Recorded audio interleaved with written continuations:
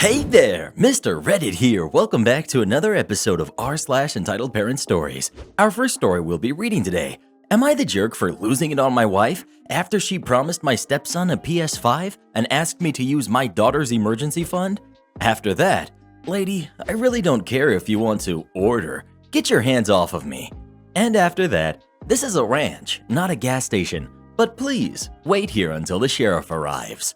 Now for every thumbs up this video gets, one Karen does not get a PS5. Don't you dare do this to me. So please smash that like button. And if you're new, subscribe and turn on notifications for new stories from Reddit every single day. Am I the jerk for losing it on my wife after she promised my stepson a PS5 and asked me to use my daughter's emergency fund? Hear me out.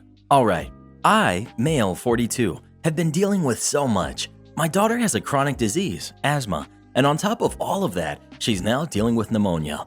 It's been incredibly difficult. It's taking so long to recover, and it made things worse that we had to get more medical equipment and medication to help her get better. She's 12 years old, and I feel bad whenever I see her suffer like that. She doesn't get to do a lot of things like normal kids do. She plays video games since they don't require running and jumping. I feel helpless, but I try to do all I can to make her feel more comfortable. I got a 15-year-old stepson. I'm not gonna lie, he's been nothing but disrespectful towards me. Even though I'm the one handling his education, health, and other things, he always throws the "you're not my dad" in my face whenever I ask him something. That's his attitude, and his mom does nothing to make the situation any better. Her response, "He's just a kid. You know how boys are." Last week, my wife said that my stepson told her his friend got a PS5 and that he too wanted one, and that it would be nice if I could get him one this Christmas. I said no, because first of all, I work in a stressful field with a bad back, and it barely covers for daily needs, as well as my daughter's needs, and she suggested I use the money I have for my daughter, emergency fund, and without it, I can't help my daughter in the future. She looked at me, not liking what I said one bit. She said that this way, my stepson will resent me since she already promised him that she had talked to me about getting him the PS5. I blew up on her for promising him without talking to me first and putting me under a ton of pressure and implying that a PS5 will get my stepson to respect me. She lashed out at me for how I reacted and said that I should make efforts to mend the relationship between me and my stepson. But there are other ways than to buy his respect with money. After arguing back and forth, I told her I will be getting him something, but not a PS5. I have other commitments, including my daughter, who can't even sleep because of her condition. My wife called me selfish, even though I'm doing all I can after I got dealt a bad hand in life. My wife then went to sleep in the guest room and ignored me completely. My stepson has no idea. He'd usually make a backhanded comment in the morning, but he's remained quiet for whatever reason. Well, who do you agree with? OP or his wife? Please let us know. This is why you never marry a Karen. Lady, I really don't care if you want to order. Get your hands off me. So, a bit of backstory. This happened about 2 years back when I was still in high school. It was summer break, and a few friends, my uncle, and I went out for ice cream at one of our local shops to celebrate me receiving an invite to a very prestigious military school here in the States that I'll just refer to as WP. Since it was summer, there was a pretty long line at this tiny place, and they had only had outdoor seating. Being that we were in a pretty big group, I had my friends go save us a table, and I made a list on my phone with my friends and my uncle's orders, so only one of us had to wait in the line. As I turned to head into the line, I heard it. You know, the noise someone makes when they think they're high and mighty. That condescending clearing of the throat. Now, mind you, I'm pretty weirdly built for a female. I'm pretty short, like under 5 feet, but I'm bulky from being a wrestler and doing weightlifting. At the time, I think I just had some standard jean shorts and a random shirt with my school's logo on it. Nothing that would have made me seem like an employee at the shop. Not that the actual workers ever would have come outside to take orders or anything. At first, I kind of tried to ignore the lady and keep heading towards the line, but she kept making her throat-clearing noise again. And being me, I decided to see what she wanted. Now, I really didn't want to say anything to some random lady, so I sort of just made eye contact and raised my eyebrow at her. She had that pretty stereotypical Karen look, mid-30s with that short-cut, fake blonde hair and tacky acrylic nails. When she realized I acknowledged her, she huffed before talking to me. Karen, "Well, it took you long enough. I want to order." Like, I sorta knew this jerk was gonna be loud and really irritating, but I wanted to keep my cool and just explain the situation. Me: Miss, I don't work here. I'm just grabbing what me and my group want, so we don't have to stand and— I don't care if you want to help your friends first. I watched you write down their order. You work here, and now you will help me as well. Okay, so clearly I was dealing with a crazy lady. Great. Me: Miss, I just told you that I don't work here. I'm just doing my group's order. After that, I turned to walk away. Turns out that apparently, like most Karens, sudden movement upsets them. As I turned, I felt those fake acrylic nails pressed into my wrist. This jerk actually decided to grab me. I quickly ripped my arm from her grip as I turned around to face her. This mere fact that she had the audacity to grab me, even if I was an employee, there's no reason to place your hands on someone. Me: Look, lady, even if I worked here, which I don't, you have absolutely no reason to ever lay your hands on me. Through this shouting, my uncle grabbed the manager to come help me out. They came out just to see me wrench my wrist from this Karen's grasp. Uncle: What are you doing to my niece? He grabbed my arm to check over my wrist. I knew I was bleeding a bit from when she had dug her nails in, but I didn't really notice it too much. The manager was trying to ask Karen about what happened as Karen rants about how I was rude, didn't want to take her order, and how I had assaulted them. Now obviously, I was the one with the nail marks on my wrist. The manager calmly explained that I didn't work there, nor do the workers come around to take orders. My uncle told the manager while I was okay, the lady needed to go. Needless to say, I got my ice cream and had a pretty nice time after that. Edit: Since a good amount of people have been asking, yes, I am currently enrolled at WP and on my second year. Speaking of ice cream, what's your favorite flavor ice cream of all time? Please let us know.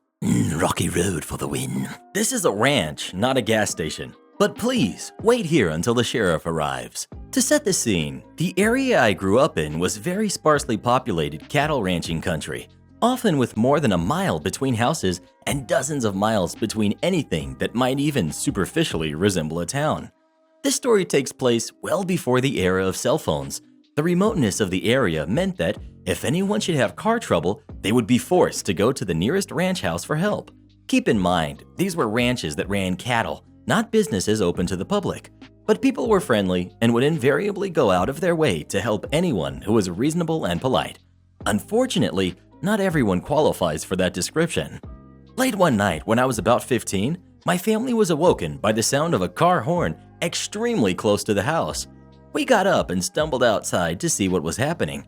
We were greeted by the sight of a trashy car right at our back door. Given the layout of the yard, this should have been darn near impossible. An older lady staggered out of the car, drunk as could be, and began to yell at us about our terrible service. My dad tried to calm her down enough for her to explain what she was going on about. It seems that she was driving along, realized that she was running low on fuel, and needed to find a gas station. Miracle of miracles, this gem of humanity saw the lights on our property from the highway and made her way all the way down our driveway towards us. And, saints be praised, there were tanks of fuel all about the garage and shops. In her drunken stupor, she somehow looked onto an assortment of ordinary ranch buildings and thought, "Ah, yes, gas station." She went to several of the pumps and tanks, but was flummoxed to discover that they were all either locked or wouldn't turn on, because gas theft is a thing. Enraged, she went in search of the office so she could scream at the manager for this terrible service. But rather than simply stagger around on her own 2 feet until she found that office, she chose to drive around. Finally, she found the back door of our house, assumed that she'd hit the jackpot, and started in on the horn. No matter how many times we told her that we were not a gas station and we did not sell gas, she continued to yell and scream incoherently at us that we were. Ever try to reason with a raging drunk? Yeah. My father instructed her to call the sheriff while he stalled for time. Knowing the drill from TV, I took note of the car, make and model, and license plate and relayed that when I called. The dispatcher ran the number and told me my information couldn't possibly be right. I went back out to verify and came back to tell dispatch that I was correct. Oh boy, it turned out that Our Lady of the Perpetual Inebriation had switched plates on the car, and this really fired up dispatch. I got the impression there were links to other offenses. I was right. Dispatch told me that they were sending a deputy immediately and he would be out to our place in about 25 minutes. I discreetly relayed this to my dad, who proceeded to put on a master class in time wasting. After about 10 minutes, however, this drunk woman was flustered and wanted to drive out. My dad didn't like the idea of this insensate lunatic doing any more driving around our breakable stuff, so he got behind the wheel and, slow as can be imagined, steered the old heap through the hazards of the yard and back out to the driveway. See, her initial entry into the yard was fraught with peril. Looking at her tire tracks, we saw that she came just inches from hitting the house twice and miraculously missed plowing into our wellhead by what could only have been millimeters. Any of those impacts would have been ridiculously expensive to fix, and as it turned out, this old jerk didn't have insurance. Talk about dodging the bullet. The old dear was screeching endlessly about still needing gas, so my dad pulled in front of one of the pumps and pretended to pump gas in the slowest way possible. I was still on the phone with dispatch, running outside for stuff like getting a better description of her and then coming back to report. Finally, dispatch said their officer was just about to our place. My dad and I were pretty upset at this point. If the officer arrived while she was still on our property, there likely wasn't much for him to do other than escort her off. But if they were to catch her on the highway driving drunk, our highway was so deserted that one could sit by it for an hour or more and not see anyone on it. And there was literally nothing for her to hit near the road, even if she careened off at 100 miles an hour. The only person she was likely to hurt from heading out again was herself. So my dad told her he'd filled her up at no charge. He hadn't given her a drop of fuel and sent her on her way. I told dispatch which way she went, and in under 2 minutes, the deputy had her pulled over. Our involvement in the case stopped there. But between the court notices in the paper and the small town gossip wire, we found out that the lady got into a mess of trouble. In addition to the drunk driving charge, which stuck, and not having insurance and the license plate thing, she was wanted for a number of previous offenses. The whole thing snowballed into one big pile, and the courts decided to give her a nice long vacation behind bars. Maybe if she had listened the first time we told her that our home wasn't a gas station and we couldn't sell her gas, things would have turned out differently for her. As it turned out, there was one less drunk driver on the road for a while. Let's call it a win. Am I the jerk for arguing with my husband after he said I should buy expensive gifts since I'm a doctor?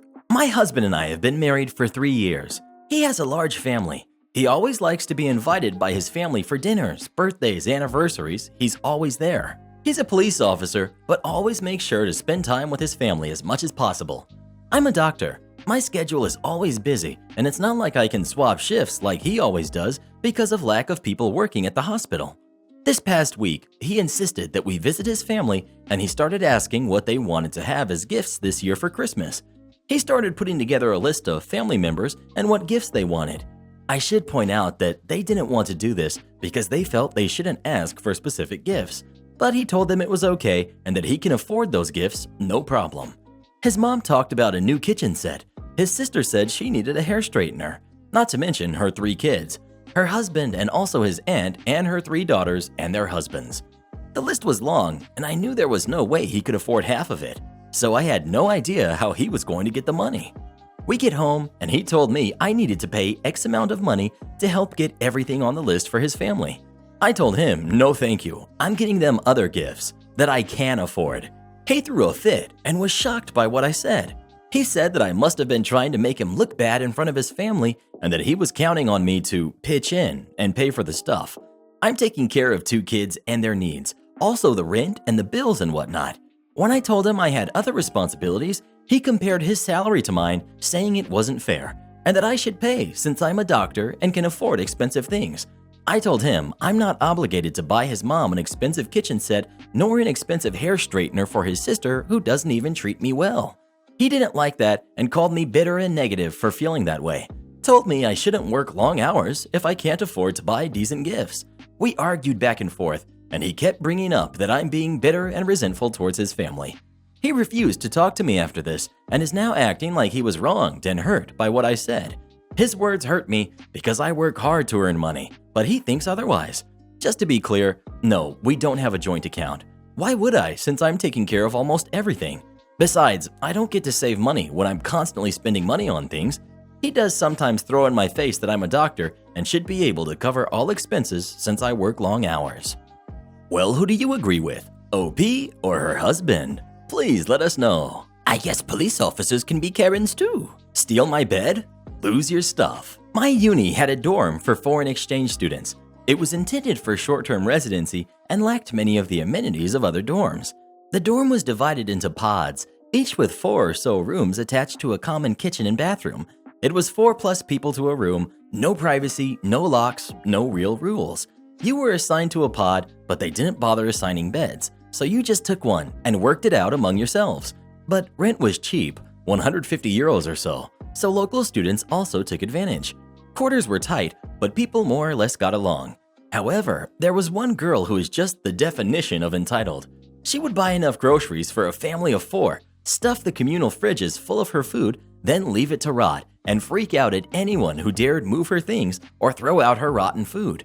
She would shamelessly take someone else's laundry out of running machines, put her stuff in the machine instead, and leave the other person's wet laundry in a heap on the floor or wherever. To make matters worse, she apparently felt entitled to the best room or bed or whatever, and would routinely move to another student's bunk, dumping their stuff in the hall. Why this behavior was permitted to continue is beyond me, but whatever, it was uni. Each pod had a resident advisor, essentially a student mentor responsible for ordering repairs and babysitting. The RA got their own room with a locking door. Our RA graduated at the end of my 3rd year and vacated her room over the summer.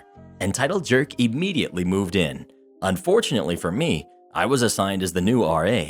I got the news less than a week before the end of my summer session. I told Entitled Jerk to move out. The resident manager told her to move out. Other people warned her. Her response? "Don't any of you dare touch my stuff." She decided to go for a long weekend with some friends to get away from the hostile environment. Thing is, my classes were over and I was going home to my parents for the rest of the summer. My parents lived about 10 hours away by train, and I wasn't about to drag my stuff home with me when I had a perfectly good locking room. I texted Entitled Jerk one last time, asked her what she wanted me to do with her things. "Don't you dare! My stuff stays." Okay, well that seems reasonable to me. So I got a couple of boxes from the resident manager, gently packed up her things, stowed them under my bed, moved my stuff in, and locked up. I got a furious text message a few days later demanding to know if I had locked her room. Reminded her that this was my room. She demanded to know where her things were. Well, you told me to leave them, so I did. Told her that she was welcome to pay for a train ticket for me to come back, unlock my room, let her collect her things, and get the heck out. She declined, told me that if I wanted to come back, I'd need to pay for my own ticket. Well, given that I did not want to come back, I passed on her offer and stayed gone for the next 4 weeks. She had to wrap up her studies with 4 days worth of clothes. Her computer was locked in my room, and as far as I know, she didn't even have a blanket and pillow. Never saw her again. Her parents got her stuff when I returned. Am I the jerk for not giving a high school ex closure? I dated a guy in high school, almost 25 years ago, for about 6 months.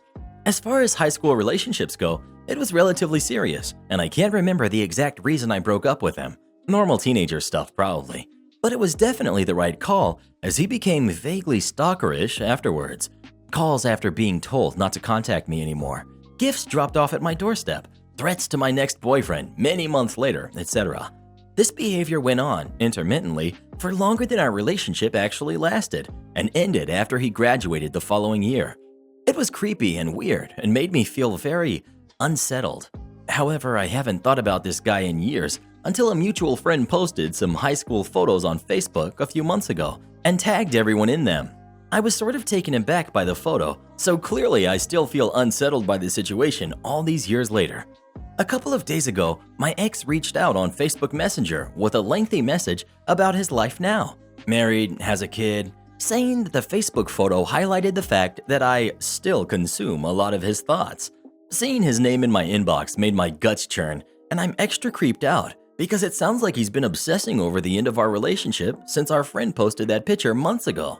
Evidently, his therapist has suggested he attempt to gain some closure by contacting me and asking for an explanation of why I cut him off so completely. I don't think it's my responsibility to explain anything and presumably absolve this guy of his behavior, and I think his therapist is crap for suggesting he gain closure by contacting me, rather than giving him the tools to accept that not every situation gives people the closure they want. I ignored the original message, but received another one today saying that he needs to hear from me so he can get closure and move on. Am I the jerk for ignoring him, Or should I be helping this guy with his mental health by giving him the closure he says he needs? I don't think I'm the jerk here, but my husband and best friend think I might be, because what harm comes from giving him closure? ETA. Okay, messages received loud and clear. I'm going to block without engaging at all. I owe him nothing, and while I feel for him if he's actually struggling, I'd prefer to look like the jerk, despite the overwhelming comments that I'm not, rather than give him the thin edge of the wedge to engage further. Thank you for your comments and well wishes.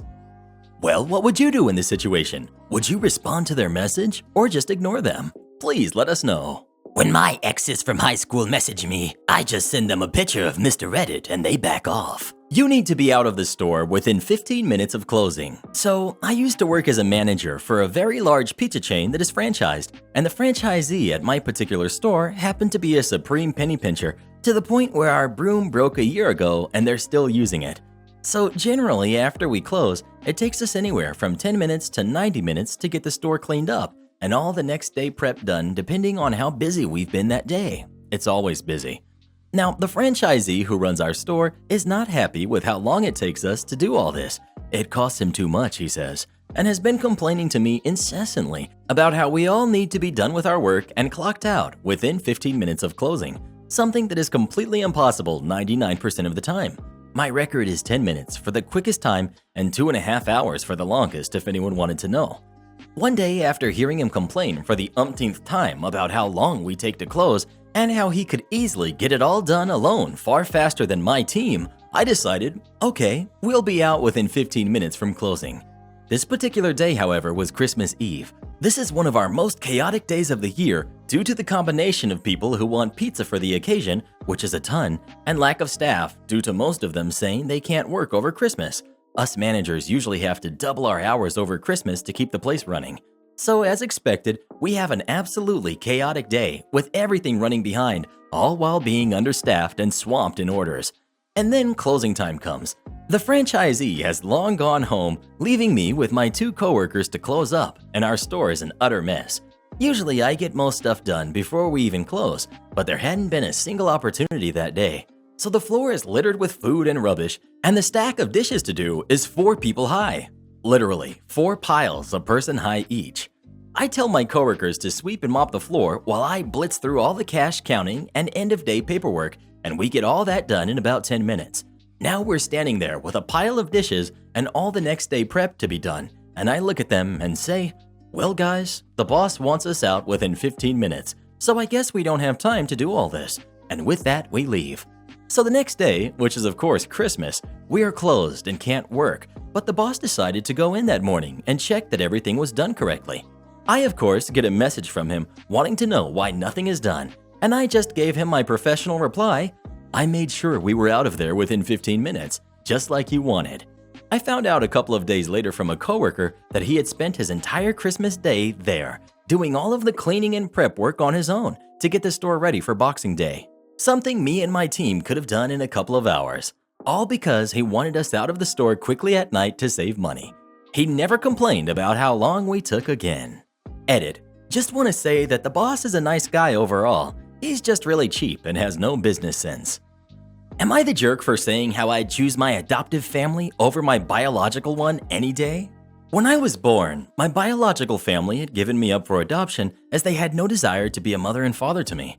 I don't have any memory of them, and even though I've never met them in person or got to know them, I've still despised them for giving me up so easily. I grew up in an orphanage, and the kids there would constantly harass and ridicule me, and it wasn't very pleasant. It took a while to find an adoptive family for me, as most people in my country prefer adopting newborns instead of grown-ups. I was losing hope, and I've started to think that nobody would take me in and I'd stay there forever. However, a very lovely couple met me while I was there in the orphanage and seemed to like me, and I liked them back. They were honestly so kind to me and praised me for my art that I had drew. It didn't take long for them until they decided they'd adopt me, and it was the happiest moment of my life. I was so glad to be a part of their family. About a week ago, I got a call from my adoptive mother saying that she had just got contacted by people who claimed to be my biological mother and father and that they'd like to meet up with me sometime, and I agreed. Once I met up with them, they were talking about general stuff, but then it began to turn really awkward as they were ignoring some personal questions I'd asked them. Later, they started speaking about my adoptive family. They said how they seemed like boring people and asked me how I could even stand to be in the same room as them for a minute. My biological mother criticized the way my adoptive mother dressed, and my biological father said how my adoptive father seemed like someone I'd be ashamed to be related to, and that I'm lucky I'm actually not. The second they said that, I lost it. I told them that I'd choose my adoptive family over them any day, and that they were cruel and horrible people who do not have the authority to say anything about them because they were the people who saw me as a burden and got rid of me. My biological mother was crying, and my biological father was silent, but I couldn't care less. I put on my jacket, got out of the shop, and called my adoptive father to come get me. I think I'm in the right here, but a part of me is saying that I'm the jerk in this situation. So Reddit, am I the jerk? Well, what do you think? Was OP the jerk or not? Please let us know. Not at all, but his biological parents sure are. Refuse my help? Enjoy your wait. Obligatory. This happened years ago when I worked at a big box furniture store. This store was massive, with a marketplace, warehouse, and 2 restaurants. It had dozens of departments, and every employee had specific tasks. Mine happened to be cart retrieval and helping customers load their flat-packed furniture into their vehicles. One random weekday, my coworker called in sick, so I'm carrying double the workload when my radio goes off. Customer at the exit needs help loading. Got it. I was finishing up with another customer not too far away, so I was there within minutes. Me. Hi, I'm here to assist you. Where's your vehicle? Customer. It's about time. I've been waiting here for 15 minutes. She hadn't been. I had just walked by there 5 minutes beforehand. Me. Sorry about that. I was with another customer. I came within a few minutes of being told you needed help. Where's your vehicle? Customer. Are you saying I haven't been waiting that long? Me. No, I'm just saying I came within a few minutes of finding out you needed help. I don't like your attitude after waiting so long. I want an apology. Me. Ma'am, I already apologized to you. Where's your vehicle? Forget it. I'll find someone else. Me. I'm literally the only person here that can help you. I'll find someone else. In such a way that every syllable was its own sentence. Me. Okay. I walked away and continued working since I was incredibly busy loading other vehicles and retrieving shopping carts from everywhere, including the occasional cart corral. 30 minutes later, my radio goes off with a slightly annoyed tone. That customer by the exit still needs help. I offered to help her, told her I was the only one to help her, and she refused, so I don't know what to tell you.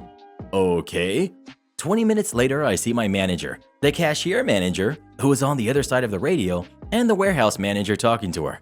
The cashier manager had called my manager and went to meet with the customer. The two of them are middle-aged women who then had to call the warehouse manager to load this large box containing a dresser.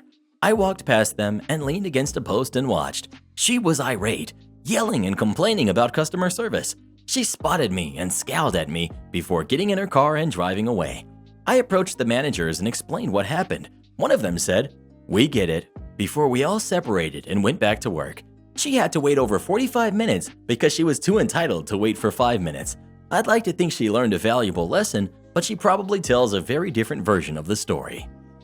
Never assume what languages a person can or cannot speak. So this is an old story for me. Happened back in 2008 when I was a stock person at a big box all-purpose store, including a grocery section. I had a working knowledge of where pretty much everything was in the store because I was all over the place. But the grocery department had its own stock team specifically, so I wasn't as knowledgeable there. Now, 2 things to note here. I am of Lebanese descent, and I was working in South Florida at the time.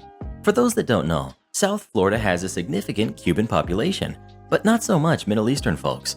I got confused for Cuban all the time because I had darker skin tone, similar to a lot of Cuban folks. I also speak fluent English, Arabic, and French, but I was born and raised in the Midwest, so my accent gives no indication that I might be of Middle Eastern heritage. On this fine afternoon, I was wheeling back an empty tub back to the stockroom after having emptied out one department over. Walking through the main aisle next to grocery, I hear an "Excuse me," not rude, but definitely not polite either. I turn to find the Arab equivalent of a Karen. Let's call her Khadija. Khadija is a 30-something looking woman wearing yoga pants and a tight shirt and a really fancy hijab and jewelry. Because that makes sense, standing with her husband. I grew up in a predominantly Lebanese community in southeast Michigan, so I definitely know the type. The conversation goes as follows. Me. How can I help you, miss? Khadija. I'm looking for a specific item, but I can't find it. Me. Oh, I'm sorry. I'm not as familiar with the grocery section, so I'm not sure where that is. Let me grab one of my colleagues for you. One moment. I could see one of the other customer service guys in the grocery section, so I radioed him to come over and help her out. Me. He'll be with you shortly, miss. Khadija. Thank you, but I'm in a hurry. I thought you worked here and knew your store. Me. I'm sorry, miss. I don't really work in this section. Colleague is coming right down the aisle now. Khadija to her husband in Arabic. They always get these stupid kids to work in these places, but they don't know how to do their job. This jerk doesn't know his head from his butt. The husband gave Khadija a look, probably because he saw my expression turn from my customer service smile to a frown. I had an internal debate about what to do next, when her husband spoke. Husband in Arabic. Stop talking. I think he understood what you said. Khadija in Arabic. Of course he didn't. He's an idiot. He doesn't know his hands from his feet. It's an Arabic idiom. Doesn't translate the best. Me in Arabic. Actually, I understood every word you said. I don't appreciate being called fat and stupid. An older lady like you should know better than to insult people trying to help you. Worse, you wear your hijab like a hypocrite, pretending to be devout, yet you abuse your perceived social lessers. You should have some respect for yourself. Khadija looked like she had been hit by a truck. Her olive skin turned ghost white, and she sputtered at me. You speak Arabic? Me in Arabic. Obviously I do. Maybe next time you'll think before you insult people who help you when you think they can't understand. Khadija grabbed her husband's arm and dragged him out of the store, completely mortified. I could hear her husband yelling at her in Arabic that he warned her not to be a jerk all the time, especially when she doesn't know who understands her. I wasn't personally that offended, but I won't deny it was satisfying to scare some sense into her. You definitely haven't seen this video, so come watch it next and we'll see you when you get there. And join as a channel member today and we'll give you a special shout out in our next video. And to have us make any kind of video that you'd like us to, just come visit us on Fiverr, link pinned in the comments below.